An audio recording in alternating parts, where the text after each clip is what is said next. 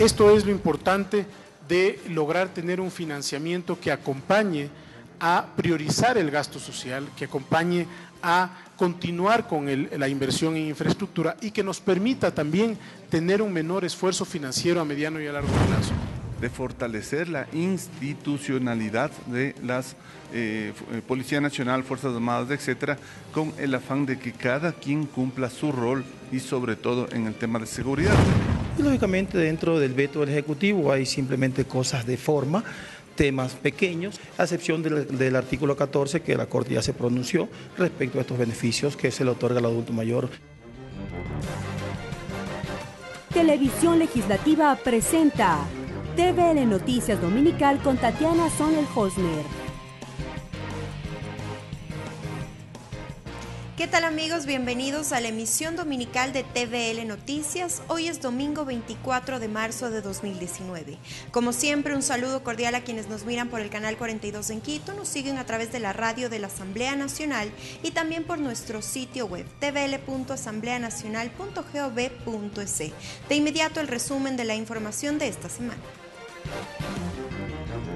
Sumario legislativo. Arrancamos con la información. La Comisión de Desarrollo Económico recibió esta semana en Comisión General al ministro de Finanzas, Richard Martínez. En la cita, el secretario de Estado explicó los alcances de los créditos con organismos internacionales, además de las medidas macroeconómicas implementadas por el gobierno. Alrededor de 5 proyectos serán parte de la inversión que destinará el Gobierno Nacional, producto del primer desembolso del crédito que aprobó el Fondo Monetario Internacional. Esta explicación la realizó Richard Martínez, ministro de Finanzas, ante la Comisión de Desarrollo Económico. De los 562 millones, 230 irán al Plan Anual de Inversiones, 164 millones al sector salud, 38 millones al Plan Todos ABC de alfabetización, 8 millones a educación superior y 19 millones para primer empleo y empleo joven. Esto es lo importante de lograr tener un financiamiento que acompañe a priorizar el gasto social, que acompañe a continuar con la inversión en infraestructura y que nos permita también tener un menor esfuerzo financiero a mediano y a largo plazo. Además, como parte de las medidas macroeconómicas adoptadas por el gobierno, el ministro Martínez anunció el Plan de Acción para fortalecer la gestión financiera pública, que arrancará en el mes de abril. Además, el envío de un proyecto de reformas tributarias al Código de Planificación y al Código Monetario. Planteó a la Asamblea Nacional mesas técnicas para su tratamiento. Pero hay varias exenciones que en nuestra opinión podrían no estar justificadas. Hay también algunas preferencias para las personas que más tienen, a las personas más ricas de la población, cuando tenemos que enfocar esos beneficios en las personas que menos tienen. La aplicación y alcances de la Ley de Fomento Productivo fue otro tema expuesto por el ministro. Sí tuvimos un repunte de varios contratos de inversión, proyectos de inversión. Estamos llegando ya a cerca de 1.600 millones en contratos de inversión. Luego fue el turno de las preguntas. Los legisladores Fernando Burbano, Patricio Donoso y César presentaron sus dudas. ¿Cómo va el comportamiento de la baja del riesgo país, que es clave para poder tener una economía mucho más sana? Las que tienen el mayor grado de informalidad. Sí me preocupa que quede relegado casi al último trimestre de este año, acciones concretas para la reactivación de este sector. Sería importantísimo que el Ecuador pueda aprovechar de esta oportunidad para hacer un reperfilamiento de la deuda externa. Pero también hubo críticas. Que los resultados no son favorables y de hecho hay muchos pendientes con la Asamblea Nacional. De que la deuda es de 50.000, de 60.000, de 70.000 millones de dólares. No le hagan meter la pata al presidente Moreno, porque eso le afecta al país. El ministro de Finanzas además informó a la Comisión de Desarrollo Económico que la Organización de las Naciones Unidas en los próximos días definirá el mecanismo para monitorear el gasto social. Mariela Logroño, TVL Noticias.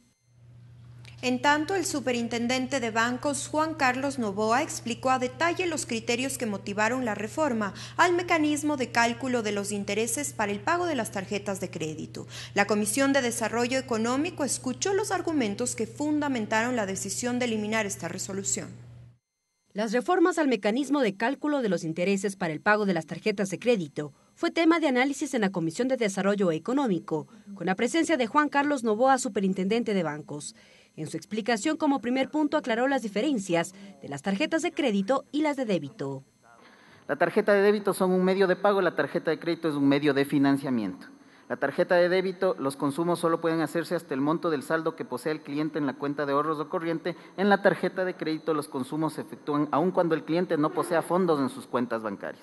Con este antecedente explicó que dicho cambio se debió a que el saldo corriente de los clientes se ha venido disminuyendo, mientras que el saldo rotativo y diferido ha aumentado, por lo que se buscaba proteger el dinero de los usuarios. Un poco lo que buscaba la resolución del 2018 es proteger el dinero de los usuarios, ya que de seguirse dando este crecimiento del no pago y de un estancamiento del pago del saldo corriente, se podían causar afectaciones a la devolución de los dineros de los usuarios en el futuro. En cumplimiento a las funciones de la Superintendencia de Bancos de proteger los depósitos ante exposiciones de riesgos de crédito, dejó sin efecto la resolución para el cálculo de los intereses por compras con tarjetas de crédito. Tras su intervención, los legisladores presentaron varias dudas, como por ejemplo, ¿qué ocurre con el control a casas comerciales, abusos en el sistema financiero, capacidad de pago, entre otros? Cabe señalar que también hay publicidad engañosa. Usted con tarjeta de crédito puede acceder 3 meses sin interés, 6 meses sin interés, un sinnúmero de promociones sin interés. Se supone que ese beneficio sin interés tiene una carga. A que les cobran un valor adicional porque se paga con tarjeta de débito o con tarjeta de crédito. Ni con tarjeta de crédito debe incrementarse el valor de la compra, eso está prohibido. Me gustaría más bien saber ustedes qué están haciendo para implementar la ley, que es un mandato que fue aprobado por 2 veces por esta Asamblea Nacional. La intervención del superintendente de bancos se dio luego de que el Pleno de la Asamblea Nacional aprobara el 5 de febrero una resolución con el propósito de informar sobre el impacto de estas medidas. Mariela Logroño, TVL Noticias. Voces y opiniones. Durante el programa Tercer Debate de esta semana, los asambleístas Patricio Donoso y Fernando Burbano analizaron el acuerdo suscrito entre Ecuador y el Fondo Monetario Internacional. Los legisladores coincidieron en la necesidad de tramitar reformas tributarias, mismas que llegarían a finales de este año, según el Ministerio de Finanzas. Durante el programa Tercer Debate de esta semana, los asambleístas Fernando Burbano y Patricio Donoso analizaron el acuerdo comercial alcanzado con el Fondo Monetario Internacional. Hoy que ya se conocen, se debía explicar cuáles son las condiciones y los términos. Porque no es secreto para nadie que los multilaterales otorgan créditos mucho más blandos, en mejores condiciones para el país. Los legisladores no vieron lejana la posibilidad de una reforma en materia tributaria. La deuda estará destinada para una suerte de contingencia social.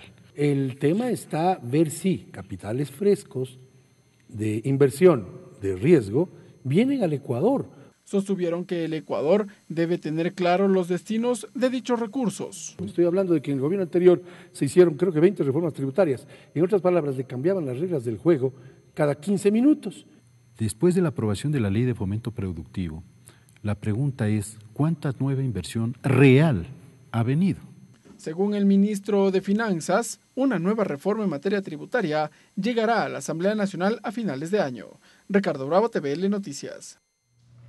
La Comisión de Relaciones Internacionales analizó el proyecto de reformas al Estatuto de Roma y al libro preliminar del proyecto de Código de Seguridad.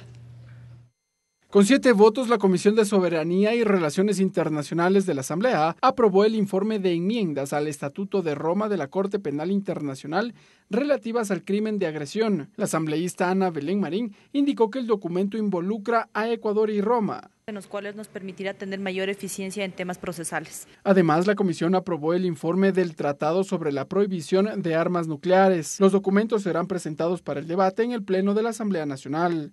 Por otro lado, la mesa legislativa arrancó con la revisión del libro preliminar del proyecto de Código de Seguridad, documento que fue presentado por el Ejecutivo. De fortalecer la institucionalidad de las Policía Nacional, Fuerzas Armadas, etcétera, con el afán de que cada quien cumpla su rol y sobre todo en el tema de seguridad. Pero además los comisionados analizaron el informe entregado por el Servicio Nacional de Gestión de Riesgos. Esta comisión se enmarca en la Ley de Seguridad Pública y del Estado, indica el asambleísta Héctor Muñoz, que tiene algunas inquietudes. Desde mi punto de vista, en colegios y escuelas, estamos hablando de la capital del país, no cuentan con los requisitos mínimos necesarios para que puedan operar. Entonces yo quiero saber ahí cuál es la respuesta que tiene que darnos a nosotros la Secretaría de Riesgos. La información será analizada por la comisión en los próximos días. Ricardo Bravo, TVL Noticias. Momento de una pausa, pero al volver más noticias. Regresamos con TVL Noticias Dominical luego de la siguiente pausa promocional.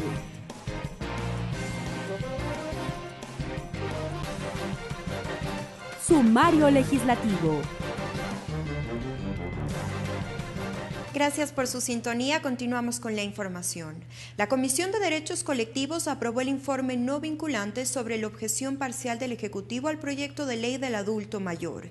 Este sugiere allanarse a 26 observaciones del primer mandatario, ratificarse en un artículo y acoger el dictamen de la Corte Constitucional en el artículo 14. La Comisión de Derechos Colectivos conoció sobre la objeción parcial del Ejecutivo a este cuerpo normativo. En total son 27 observaciones y la decisión de la Corte Constitucional de mantener el artículo 14 como estaba planteado en la ley antes de ser reformada. El asambleísta José Chalá explica la injerencia de la Corte en este tema. En ese sentido, la Corte Constitucional lo que dice a priori es que efectivamente hay que regirse fundamentalmente en la ley anterior, en la ley del anciano. Conocieron las observaciones del Ejecutivo, que en su mayoría son de forma y no de fondo, como lo explica el presidente de esta comisión, el asambleísta Jorge Corozo. Y lógicamente dentro del veto del Ejecutivo hay simplemente cosas de forma, temas pequeños que los estamos tratando el día de hoy, son 28 objeciones que son muy escuetas, a excepción del artículo 14 que la Corte ya se pronunció respecto a estos beneficios que se le otorga al adulto mayor en cuanto tiene que ver a recursos económicos. Decidieron allanarse en la mayoría de las objeciones y debatir el artículo 66. El asambleísta Jorge Corozo explica los beneficios de esta ley. La ley contiene muchísimos beneficios, son más de 40 beneficios, entre ellos exoneración de tributos, del 50% de todos los pagos de servicios básicos, el 50% de todos los pagos que tienen que ver a predios urbanos, a aquellos que tengan de 5 remuneraciones hasta 500 remuneraciones, efectivamente gozarán de estos beneficios que les otorga esta ley, y por sobre todas las cosas, la prioridad en atención oportuna en salud, prioridad oportuna en materia de que la familia se preocupe y sea el principal bastión que tenga el adulto mayor para estos años de vida que Dios les ha dado. Finalmente, en el artículo 66, que tiene que ver con las atribuciones de la Autoridad Nacional de Finanzas Públicas, se ratificaron.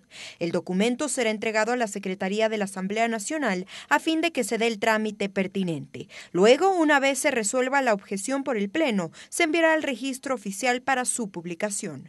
Tatiana Sonnenholzner, TVL Noticias. La Corte Constitucional estimó que las reformas al Código Orgánico General de Procesos cumplen con igualdad procesal.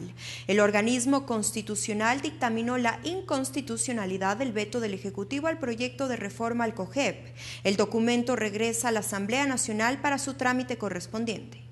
Según la Corte Constitucional, en su dictamen sobre el veto por inconstitucionalidad a la reforma al Código Orgánico General de Procesos, las modificaciones cumplen con los parámetros de igualdad procesal al eliminar desequilibrios en las partes procesales.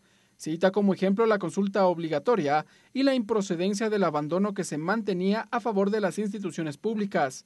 Y es que en el 2018 el Ejecutivo emitió su objeción por inconstitucionalidad al proyecto de reformas al COGEP. En su momento, los legisladores de la Comisión de Justicia de la Asamblea rechazaron dicho veto, a lo que señalaron como veto total camuflado. Los parlamentarios señalaron que los artículos relacionados con materia constitucional deben ir a la Corte Constitucional. Este 20 de marzo el organismo se pronunció y declaró improcedente la objeción por inconstitucionalidad. Según los magistrados, los legisladores deben garantizar, en casos como apremio personal por falta de pago de pensiones alimenticias, resguardar que no se extienda a otras materias. Es así que se declaró, por una parte, 38 disposiciones en las que no procede la objeción, en la forma planteada, y por lo tanto deben continuar el trámite parlamentario para su promulgación. Ricardo Bravo, TVL Noticias. La Comisión de Participación Ciudadana aprobó el informe no vinculante de la objeción parcial enviada por el Ejecutivo al proyecto de ley de la Defensoría del Pueblo. En el documento, la mesa acogió además el dictamen de la Corte Constitucional. Con 6 votos a favor, la Comisión de Participación Ciudadana aprobó el informe sobre la objeción parcial enviada por el Ejecutivo al proyecto de ley de la Defensoría del Pueblo. La Mesa Legislativa recomienda al Pleno ratificarse en el texto de 24 de 30 objeciones planteadas por el presidente. Según los comisionados, se ratifica la autonomía de la Defensoría y la promoción de protección de derechos humanos. Para ejercer su tarea de defender los derechos humanos, los derechos de usuarios y consumidores, sobre todo de la gente que menos acceso tiene normalmente a poder hacer valer sus derechos cuando es víctima de abuso. Una gestión de defensa de derechos puede ser vinculante con la justicia, por ejemplo, y que las decisiones de la Defensoría sean vinculantes con el quehacer de la justicia ordinaria del país. Además, la comisión revisó y acató el dictamen de la Corte Constitucional de 6 artículos por inconstitucionalidad. Héctor Yepes explicó que son temas de redacción, pero que el espíritu de la ley es la misma. Por ejemplo, cuando se habla de la vigilancia en materia de derechos, realmente se debe aclarar que lo que hay es una promoción y tutela, temas más de orden técnico que no cambian el contenido de la ley en su conjunto. Durante el análisis estuvo presente la defensora del pueblo, quien detalló los temas de preocupación. La Corte Constitucional desechó la mayoría de las objeciones que el presidente de la República había hecho y que eran importantes porque eran en materia de constitucionalidad y también incluso toda la discusión que se hizo de los instrumentos internacionales. El documento deberá ser analizado y aprobado por el Pleno de la Asamblea para su posterior promulgación en el registro oficial. Lorena Espinosa, TVL Noticias. En la Comisión de Relaciones Internacionales, la directora del Servicio Nacional de Gestión de Riesgos, Alexandra Ocles, informó el trabajo desarrollado durante el cuarto trimestre de 2018. La autoridad explicó el plan de contingencia ante el fuerte temporal invernal y los cambios que ha existido en su entidad. En cumplimiento al artículo 24 de la Ley de Seguridad Pública y del Estado correspondiente al cuarto trimestre del 2018, la directora general del Servicio Nacional de Gestión de Riesgos, Alexandra Ocles, informó las acciones emprendidas por este organismo ante la Comisión de Relaciones Internacionales. Un primer tema tratado fue el plan de contingencia ante el fuerte temporal que ha afectado a varias provincias del país. Hemos hecho un trabajo preventivo primero con los gobiernos autónomos a través de las unidades de gestión de riesgos y luego con las instituciones del Ejecutivo desconcentrado. Así que estamos respondiendo en todos los lugares en donde tenemos afectación, los equipos están, el COE se articula. Creo que ha sido importante además ver cómo el sistema en general funciona de la mejor forma. Entre las inquietudes de los legisladores de la comisión estaban si el cambio de Secretaría a Servicio Nacional afectó la gestión y competencias en materia de riesgos, a lo que la autoridad respondió. Más bien aumentaron algunas en torno al control, sobre todo alrededor del trabajo de los gobiernos autónomos en el sentido de poder articular con ellos el cumplimiento de sus obligaciones en el territorio, puesto que ellos también tienen la competencia de la gestión de riesgos. De su lado, la vicepresidenta de la comisión, Ana Belén Marín, puso en debate el proyecto de Código de Seguridad propuesto por el Ejecutivo, que incluiría a la gestión de riesgos. Según su argumento, debe ser analizado de manera independiente. Se involucran temas que no vinculan a la parte preventiva, específicamente el tema de gestión de riesgos, que es algo muy preocupante. Muchas veces lo vemos como algo secundario y que decimos, bueno, ya se inundó y no pasó nada. No, pasa y mucho, se pierden cosechas, se pierden vidas, se pierde infraestructura. El también integrante de la mesa legislativa, Héctor Muñoz, en cambio, señaló que en la capital no hay controles en las edificaciones de las instituciones educativas. Muchas de ellas, dijo, se encuentran construidas en sitios considerados de riesgos. No se tiene rutas de evacuación, la infraestructura como tal igual está bastante afectada, y esto que estoy hablando de la capital de la República.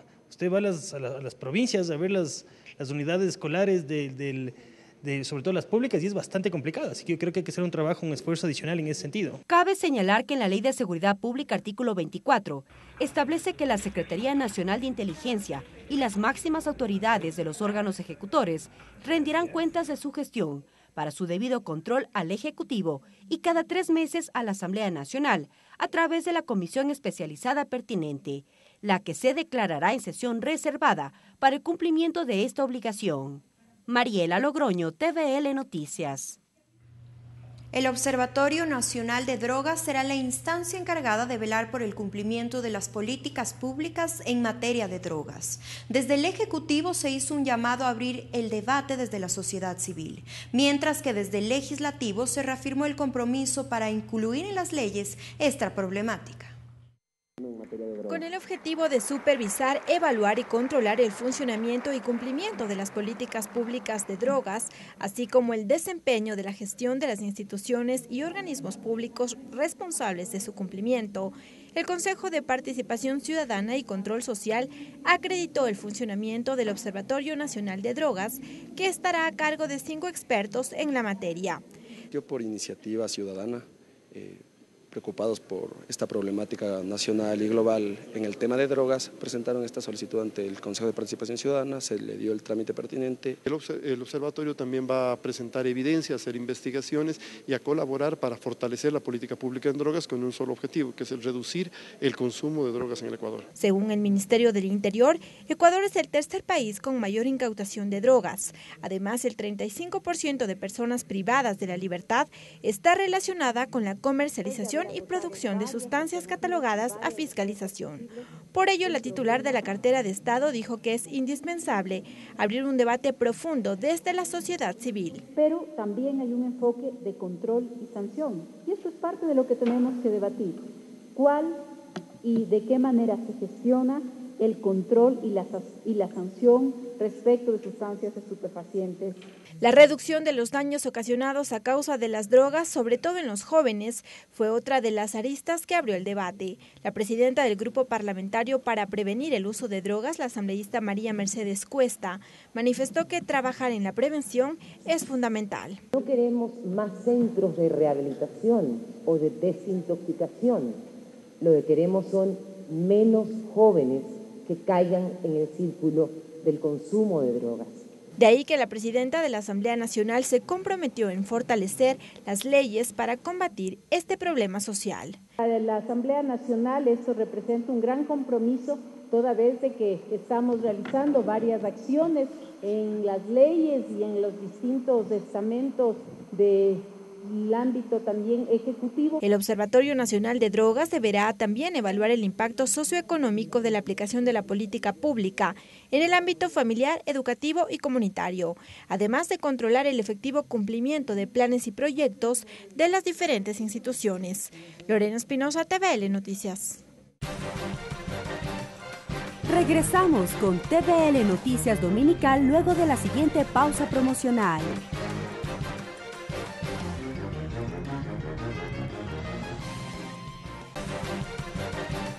Continuamos con TVL Noticias Dominical. Y ahora les contamos una grata noticia. La televisión legislativa está de fiesta. Cumplimos 6 años al aire llevando a nuestros televidentes el detalle del quehacer legislativo. A continuación les contamos un poco más sobre nuestra parrilla de programación y nuestros nuevos retos.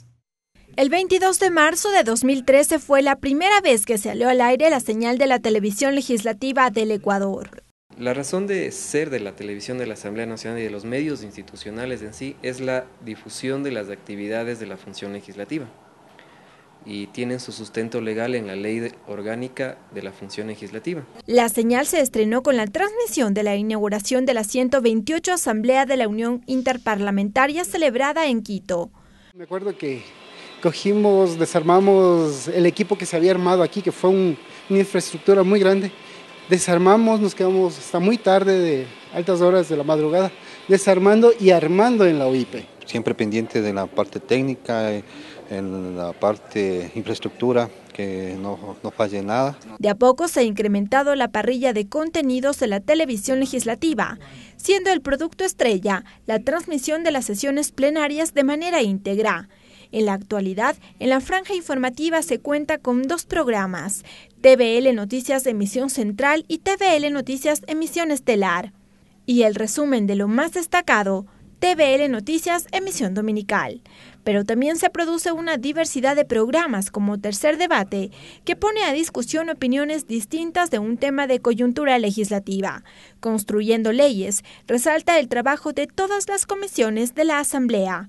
Un café con la otra faceta de los legisladores. Sin embargo, existen nuevos planes y proyectos para este 2019, como es La Verdad en Pleno, un programa de análisis y entrevistas con los legisladores. El trabajo de la televisión legislativa se enmarcó dentro de la planificación y desarrollo de nuevos programas de producción propia. También tuvimos campañas de comunicación interna y productos noticiosos, que es un poco el grueso que nosotros tenemos de información. La meta de la TVL, continuar llevando a sus hogares todas las actividades que realiza la Asamblea Nacional, además de ampliar su señal a las principales ciudades del país hasta llegar a nivel nacional por medio de cable operadores. Lorena Espinosa, TVL Noticias. En el Salón José Mejía Lequerica de la Asamblea Nacional se llevó a cabo la ceremonia de ascenso al inmediato grado superior de 20 uniformados de la escolta legislativa. En el acto, la asambleísta María José Carrión invitó a los caballeros de la paz a apoyar de manera directa la construcción de normativas que les permita cumplir con su deber. Con la presencia de sus familiares, 20 uniformados de la escolta legislativa fueron ascendidos al inmediato grado superior. En la ceremonia, Pablo Dávila, jefe de la escolta, resaltó el rol de la Policía Nacional. Destacó además del honor y entrega por las causas sociales a los denominados Caballeros de la Paz. Garantizan una policía moderna, eficiente, con resultados, lista para afrontar los retos y desafíos de una sociedad contemporánea. En nombre de la Asamblea Nacional, la asambleísta María José Carrión agradeció todo el esfuerzo entregado por la escolta legislativa. Aprovechó la oportunidad para hacer el llamado a apoyar y hacer partícipes de normativas que permitan beneficiarles. Cuenten siempre con nosotros, los asambleístas, para seguir fomentando leyes que les den a ustedes las garantías necesarias para seguir sirviendo al pueblo ecuatoriano como se debe, con la fortaleza y la firmeza, para que no dudemos en actuar cuando se deba actuar y para que siempre la Policía Nacional siga siendo el garante interno de la democracia de nuestro país. En la ceremonia, en nombre de sus compañeros, Milton Paucar, que ascendió a sargento primero de policía, agradeció el apoyo de la institución policial, pero además de sus familias, que son el pilar fundamental para ejercer su trabajo. El trabajo de un policía nacional muchas veces incomprendido por la sociedad nos motiva para mantener con hechos que trascienden nuestra labor, afianzando el compromiso de trabajo, compañerismo y unidad que nos caracteriza a los caballeros y damas de la paz. El acto ceremonial concluyó con entonación del himno a la Policía Nacional. Mariela Logroño, TVL Noticias. Y con esta información despedimos la emisión dominical de TVL Noticias. Que tenga un excelente inicio de semana. Nos vemos el próximo domingo. Televisión Legislativa presentó TVL Noticias Dominical.